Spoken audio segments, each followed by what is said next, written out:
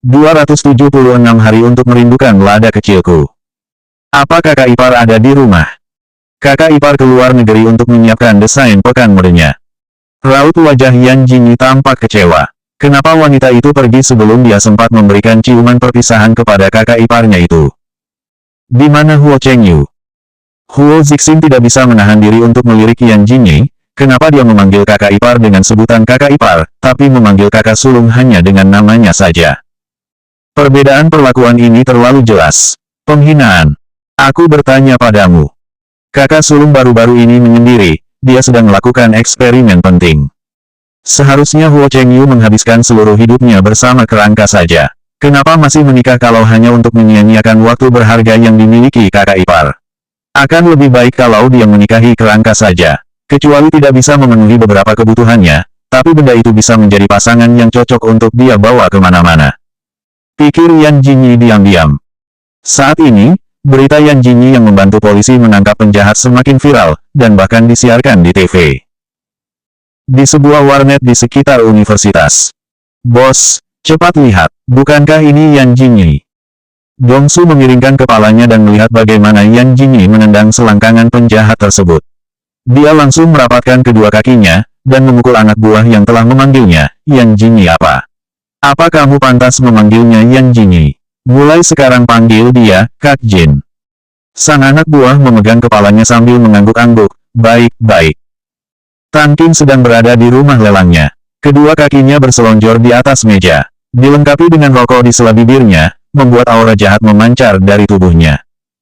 Sambil memegang ponselnya, dia menonton video Yan Jingyi berulang kali. Mata Phoenix-nya menyipit. Istri Huo Zixin memang luar biasa. Sayang sekali wanita sekejam ini tidak menjadi pasangannya. Pergi siapkan sebuket mawar dan kirimkan ke lokasi syuting, The Harem. Ingat, pastikan Yan Jingyi sendiri yang menandatangani tanda penerimanya. Sang asisten agak ragu, Tuan Tang, dia adalah nyonya muda kedua keluarga Huo. Apakah Anda benar-benar akan merebutnya dari Tuan Huo? Kenapa? Apa tidak boleh? Bukan masalah tidak boleh. Pertama, bukankah merebut istri orang itu tindakan yang agak tidak bermoral? Kedua, Tuan Tang, Anda tidak mungkin bisa meraihnya. Tan Qing tampak sedang memikirkan sesuatu, dan tiba-tiba menjentikkan jarinya, aku akan menulis sendiri suratnya. Carilah puisi cinta yang cocok untuk wanita. Tuan Tang, Anda masih ingin menulis puisi cinta untuk istri orang? Melihat asistennya yang belum bergerak, kening Tan Qing berkerut, apa ucapanku masih kurang jelas? Asisten itu langsung menggigil, tidak, saya akan mencarinya sekarang. Iklan terbaru Zhuang Hen diambil di luar negeri. Saat ini, dia baru saja selesai syuting dan sedang berjongkok di tanah untuk memeriksa daftar pencarian panas. Lada kecilku memang sangat hebat. Oh, hampir saja jantungku berhenti berdetak, ini adalah hari untuk merindukan lada kecilku. Tidak. Zhuang Hen tiba-tiba berdiri dan berteriak keras, Long Air, di mana kamu? Cepat pesankan aku tiket pulang. Lada kecilku memanggilku. Manajer Zhuang Hen langsung keluar dari kamar mandi terdekat, jangan panggil aku Long Air, naga. Nama marganya memang Long, tapi bukan Long Air. Dia bukanlah bagian dari sekte makam kuno. Long Air, kenapa kamu galak sekali? Hati-hati kamu tidak bisa menikah nanti. Cepat, cari tiket untuk pulang sesegera mungkin. Ucapnya sambil menunjuk layar ponsel, tanpa aku, lada kecilku hanya bisa menangkap penjahat itu sendirian. Dia itu lemah, bagaimana jika dia terluka? Sang manajer memijat pelipisnya, dibandingkan Jingyi, Kak Heng, kamulah yang lebih lemah. Dan lagi, jika kamu terus memanggilku Long Air, siapa yang mau menikah denganku? Dia langsung mengingat sekian banyak kencan buta yang gagal karena Zhuang Heng. Rasanya ingin sekali manajer itu membanting Zhuang Heng ke tanah. Tapi dia tidak bisa, si narsis ini adalah pohon uang perusahaan. Mungkin sebelum dia melakukannya, perusahaan yang akan lebih dulu membantingnya ke tanah. 277 Tuan Huo, apa kamu ingin melakukan hal intim denganku? Begitu Yan Jingyi membuka mata, dia melihat seseorang tengah duduk di samping tempat tidur. Orang itu mengenakan setelan jas dan memegang sebuah buku berbahasa Inggris di tangannya. Ia membacanya dengan penuh minat. Dia duduk dengan terburu-buru dan langsung mengulurkan tangan untuk menyelimuti tubuhnya. Pikirannya yang masih belum sepenuhnya sadar langsung terjaga seketika. Huo Zixuan, kenapa kamu ada di kamarku? Huo Zixuan menutup buku dengan raut datarnya dan menoleh ke samping untuk menatap Jinyi seraya berujar, kalau aku tidak salah ingat, istriku, ini adalah kamarku. Bukankah kamarmu adalah kamarku juga? Yan Jinyi mengerlingkan matanya, Tuan Huo melihatku tidur. Apa kamu tiba-tiba ingin melakukan hal intim denganku? Huo Zixuan menggerakkan sudut matanya, lalu bangkit, turunlah untuk makan setelah mandi. Kemudian, tanpa perasaan dia pergi begitu saja. Tidak lupa membantunya menutup pintu kamar. Huo Eranjing semakin tidak bisa digoda, cek-cek. Aku tidak percaya kalau aku tidak bisa menyembuhkanmu dari fobiamu terhadap perempuan. Baru-baru ini Yan Jinyi belajar berdandan, apalagi ada penata rias dari kru yang mengajarinya berdandan, membuatnya semakin mirip seorang model. Setelah berpikir lama, dia secara khusus memilih gaun retro agar terlihat cocok dengan riasannya hari ini. Dengan memakai sepatu hak tinggi, dia berjalan menuruni tangga dengan begitu anggun. Huo Zixuan duduk di kursi paling tengah, sedangkan Huo Zixing dan Huo Qingyuan memilih posisi yang paling jauh dari Huo Zixuan. Huo Zixuan tidak suka ada orang yang berbicara saat sedang makan, jadi dia berusaha untuk makan dalam diam. Mereka semua terkejut begitu melihat Yan Jinyi yang berjalan perlahan menuju lantai bawah. Apa kakak ipar kedua kerasukan? Kenapa hari ini dia tiba-tiba menjadi sangat anggun? Walaupun kakak ipar kedua cukup terlihat anggun juga saat tidak sedang marah. Tapi dia hampir setiap waktu marah. Kedua kakak beradik itu menelan ludahnya dengan susah payah, dan memandang Huo Zixuan secara bersamaan. Huo Zixuan sudah sarapan, dia bersandar di kursinya dan tengah membaca majalah bisnis pagi ini. Dia hanya memandang acuh saat melihat Yan Jinyi turun. Mengapa kalian sangat diam? Yan Jinyi menarik kursi di sebelah Huo Zixuan dan duduk. Dia melirik menu sarapan ringan yang ada di atas meja makan, lalu menatap semua orang, di mana dagingnya? Dagingku di mana? Kenapa aku tidak melihat daging di sini? Huo Zixuan menjawab dengan tenang, tidak boleh makan makanan yang terlalu berlemak saat sarapan, tidak baik untukmu. Miris, kamu bahkan melarangku makan daging. Huo Eranjing keterlaluan, baru saja kembali dari luar negeri, sudah berani menunjukkan sikap sok berkuasa padanya. Yan Jinyi pun marah. Dia membanting sumpitnya dan menyilangkan tangan di dada. Dia tidak jadi makan. Huo Zixuan masih tidak peduli. Huo Zixing dan Huo Qingyuan bertanya-tanya, hari ini, sepertinya kakak kedua sedang memiliki suasana hati yang buruk. Dan lagi, mereka pikir yang selalu menjadi pemicunya adalah kakak ipar kedua. Setelah lebih dari setengah jam, Huo Zixuan melihat Yan Jinyi yang masih duduk di sampingnya tanpa menggerakkan sumpitnya. Paman Zhang, bereskan ini. Zhang Duokuan segera meminta pelayan untuk membersihkan meja makan. Yan Jinyi menggertakkan gigi, si Astris Lan. Pria bear ngesek, dasar pria kesepian. Istriku, kamu sangat berani. Sepertinya kamu tidak takut sama sekali dengan benda-benda seperti pisau dan senjata api. Apa maksudnya? Huo Zixing bertukar pandang dengan Huo Qingyuan. Ternyata kakak kedua marah karena berita kakak ipar kedua. Sejujurnya, mereka juga terkejut saat melihat penjahat itu menyerang kakak ipar kedua dengan pisau. Ups! Tampaknya kakak kedua masih peduli pada kakak ipar kedua. Yan Jinyi bingung, apa maksudmu? Pertama Dongsu, lalu penjahat yang semalam. Kulihat istriku akhir-akhir ini senang memukul orang. Yan Jinyi menjawab dengan begitu serius, ini sangat menyenangkan. Tapi bisa dibilang tidak menyenangkan juga, orang-orang itu terlalu payah, kulit mereka tidak setebal kulit Huo Zixing.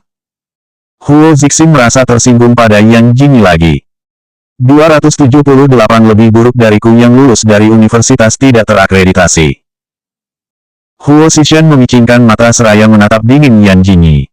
Masih berani menjawab juga. Apa wanita ini sudah tidak ingin hidup? Istriku, mulai sekarang cukup fokus syuting saja. Nanti akan ada pengawal yang akan bertanggung jawab untuk menjaga keselamatanmu. Alis Yan Jinyi terangkat, pengawal. Jangan khawatir, Huo Zixing yang akan menggaji pengawal itu. Huo Zixing minum dalam diam. Siapa yang bilang bahwa Yan Jinyi adalah artisnya? Kakak kedua berlebihan. Apa Yan Jinyi termasuk orang yang membutuhkan pengawal? Yan Jinyi mengorek telinganya, apa kamu sudah salah paham padaku? Apa kamu pikir aku begitu membutuhkan pengawal? Huo Zixuan membalik halaman koran dan menatap Yan Jinyi dengan sorot tenang, istriku, kamu tidak bisa menjaga keselamatanmu sendiri. Kamu terlalu lembut dan tidak bisa menjaga diri sendiri. Kamu benar-benar membutuhkan pengawal. Kakak kedua, teruslah berbohong. Yan Jingyi jadi meragukan dirinya sendiri. Aku tidak punya waktu untuk mengantar kamu ke lokasi syuting hari ini. Tapi kalau pekerjaanku sudah selesai, aku bisa menjemputmu. Yan Jingyi tersenyum dan berkata, jangan repot-repot, Tuan Huo. Aku takut mati muda. Ucapnya lalu pergi tanpa menoleh ke belakang lagi. Huo Zixin tidak mengerti apa dia sedang diancam atau tidak. Di luar ada sebuah mobil jemputan yang sudah disiapkan untuknya. Begitu Yan Jingyi masuk dan duduk di dalam, dia menemukan ada dua orang pengawal yang duduk berdampingan di bangku belakang. Mereka sangat berbeda dengan yang ada dalam bayangannya. Mereka kurus, hitam, dan tidak terlalu tampan. Tipe orang yang tidak akan menarik perhatian siapapun saat berada di tengah keramaian. Ekspresi Yan Jingyi menggelap, apa kalian adalah pengawal yang disiapkan untukku? Keduanya mengangguk serempak. Sungguh. Yan Jingyi menatap mereka dengan sorot memastikan. Nyonya muda kedua, saya sudah pernah berpartisipasi dalam operasi anti-terorisme. Nyonya muda kedua, saya belum berpartisipasi dalam operasi anti-terorisme, tapi saya sudah pernah pergi ke Afrika Selatan untuk melawan orang-orang jahat. Yan Jingyi mengerjapkan mata dan langsung duduk di kursinya. Maafkan matanya. Kedua orang ini hanya agak jelek, kalau tidak, mereka pasti bisa bergabung dengan desa Heiyunnya. Berbicara tentang desa Heiyun. Berapa biaya yang dibutuhkan untuk membeli gunung? Begitu tiba di pintu masuk lokasi syuting, Yan Jingyi menemukan banyak orang yang tengah menatap kagum padanya. Bahkan sutradara menatapnya penuh kasih sayang. 80% drama, The Harem, berlatarkan istana. Oleh karena itu, untuk beberapa bulan ini, tempat kerjanya hampir selalu berada di City Wall. Apa yang ada di belakangnya itu pengawal. Orang sekuat itu juga butuh pengawal. Kamu tidak mengerti. Dia sedang pamer, mungkin dia ingin membuktikan bahwa dirinya sangat populer sekarang. Saat baru tiba dan berdiskusi dengan para kru, beberapa aktris yang berada di pihak Liu Ran sudah nyinyir. Yan Jingyi mengerucutkan bibirnya dan tidak menanggapi. Sutradara Chen, kira-kira butuh berapa lama aku keluar? Keluar. Matanya menatap nyalang, mati, padahal itu cukup jelas. Chen Kei tampak ngeri, Jingyi. Apa ada masalah yang sampai membuatmu ingin mati? Sial Asteris N. Kapan aku menyelesaikan perangku? Para kru di drama ini adalah sekelompok idiot, dia takut tidak bisa mengendalikan diri. Chen Kei menghela nafas lega, masih 2 bulan lagi, kenapa? Apa ada tawaran naskah baru? Yan Jingyi kemudian berbalik dan berjalan menuju para aktris, tidak ada, hanya saja ada beberapa penyihir aneh di kru ini yang minta untuk kuberi pelajaran. Yan Jingyi, bukankah kamu bertanya terlalu? Tanpa banyak bicara, Yan Jingyi tiba-tiba menendang kursi yang ada di depannya. Kenapa? Ada masalah? Apa kalian benar-benar berpikir aku tuli dan buta? Siapapun yang berani bicara macam-macam tentangku, maka aku akan merobek mulutmu. Aktris yang hendak menyalahkannya langsung diam dalam sekejap. Semua orang tahu jelas bagaimana hebatnya ilmu bela diri Yan Jingyi. Jika kamu punya waktu untuk membuang waktu dan air liurmu, akan lebih baik jika kamu lebih banyak membaca skrip untuk meningkatkan kemampuan aktingmu itu. Sayang sekali, kamu bahkan lebih buruk dariku yang lulus dari universitas yang tidak terakreditasi. 279 mencabik-cabik wajah Yan Jingyi. Wajah dan telinga beberapa aktris tersebut memerah karena marah. Tapi, memang harus diakui bahwa apa yang dikatakan Yan Jingyi masuk akal juga. Dia memang satu-satunya aktris utama yang bukan lulusan jurusan seni. Hal ini terlihat dari jumlah kesalahan yang ada. Yan Jingyi dapat memerankan karakter Sue Yune yang keras kepala dan sulit diatur secara tajam dan jelas. Yan Jingyi mendengus saat melihat tidak ada orang yang menjawabnya. Dalam pekerjaan ini, aku tahu bahwa aku harus berakting dengan baik. Aku menggunakan kemampuan aktingku untuk membungkam orang yang memandang rendah diriku seperti kalian ini. Lalu bagaimana dengan kalian? Apalagi yang bisa kalian lakukan selain bersikap genit? Setelah itu, Yan Jingyi mengibaskan rambutnya. Lagi pula, apa kalian secantik aku? Chen Kei memperhatikan Yan Jingyi di tengah kerumunan. Dia semakin menyukai wanita itu. Mata Tao Wei bagus juga. Tidak buruk. Para aktris muda ini memang terlalu dini untuk terkenal. Mereka masih tidak mengetahui betapa pahitnya dunia hiburan. Mereka kira mereka telah sukses saat terkenal, sehingga mereka berpikir bahwa mereka sudah hebat jika memiliki lebih banyak penggemar. Padahal mereka hanya menyia-nyiakan masa muda mereka. Tidak ada pekerjaan yang benar-benar bisa mereka lakukan dengan benar, yang mereka tahu hanya bagaimana mendapatkan popularitas. Kelak, ketika orang-orang ini telah menjadi tua, ayo kita lihat apa yang bisa mereka lakukan. Liuran perlahan datang di waktu yang tepat. Melihat suasana aneh saat ini, dia tersenyum dan berkata, "Semuanya, ada apa? Aku membelikan kalian kopi. Bagaimana kalau kita mulai setelah minum kopi saja?"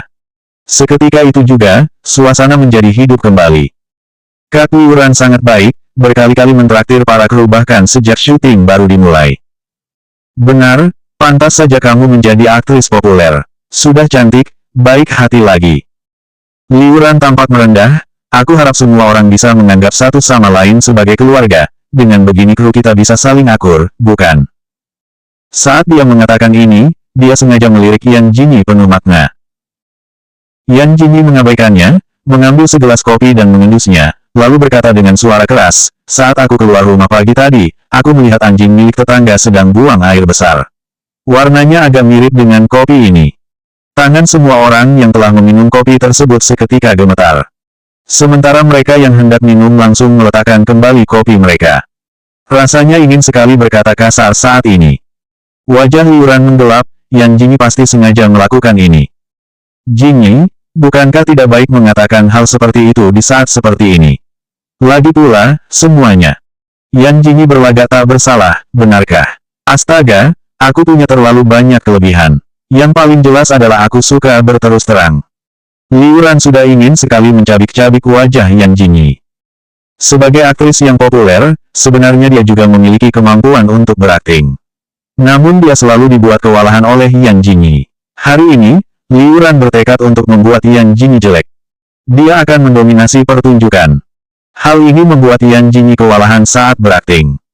Adegan yang diambil hari ini sangat membantu rencana Liuran. Adik laki-laki kesayangan Ratu Sue Yune tertangkap basah oleh Zhou Pingyun saat melakukan sesuatu yang buruk. Ratu menemui Zhou Pingyun dan bersikap baik padanya, yang sebenarnya memintanya untuk menutup mulut. Adegan ini sangat menguras tenaga, membuatnya bertanya-tanya pada dirinya sendiri.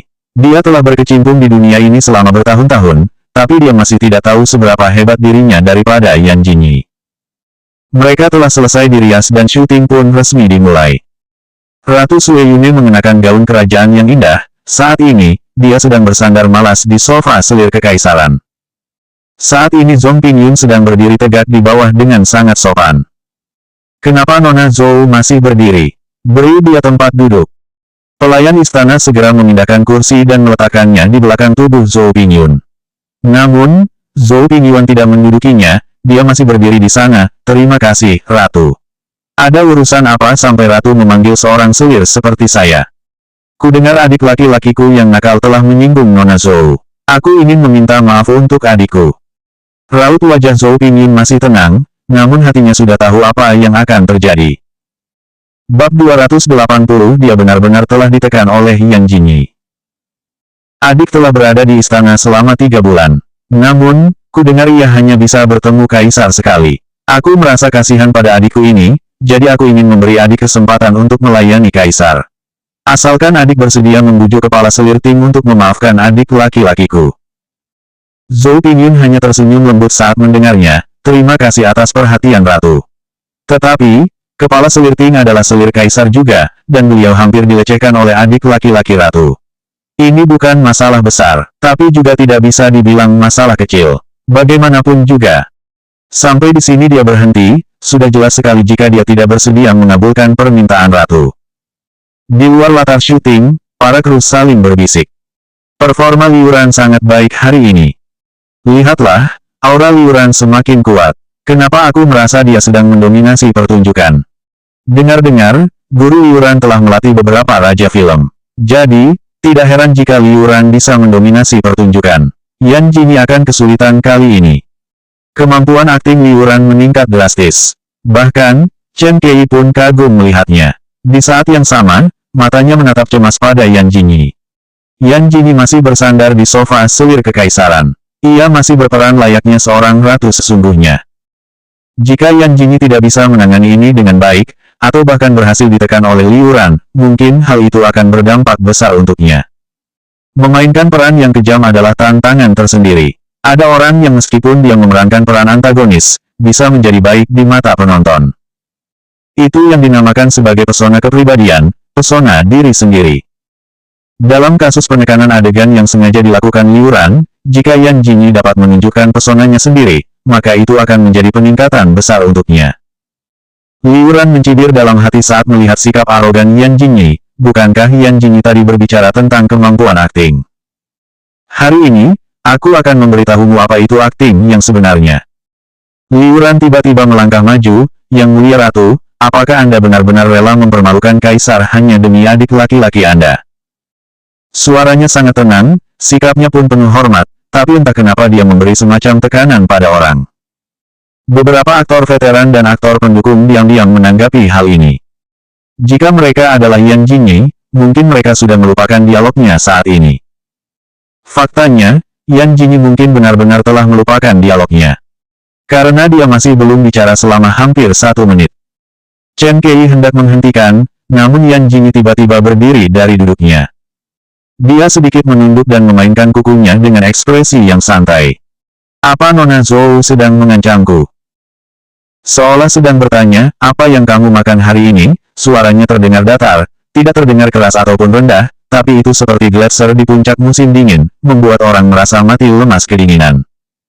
Setelah itu, dia tiba-tiba melengkungkan sudut bibirnya, mengangkat tangan dan merapikan jepit rambut di kepalanya. Liu Ran tertegun. Nona Zhou. Yan Jingyi memanggil lagi. Liu Ran masih tidak menjawab. Cut, Liu Ran, ada apa denganmu? Bagaimana dialogmu? Kenapa tidak mengatakan dialogmu?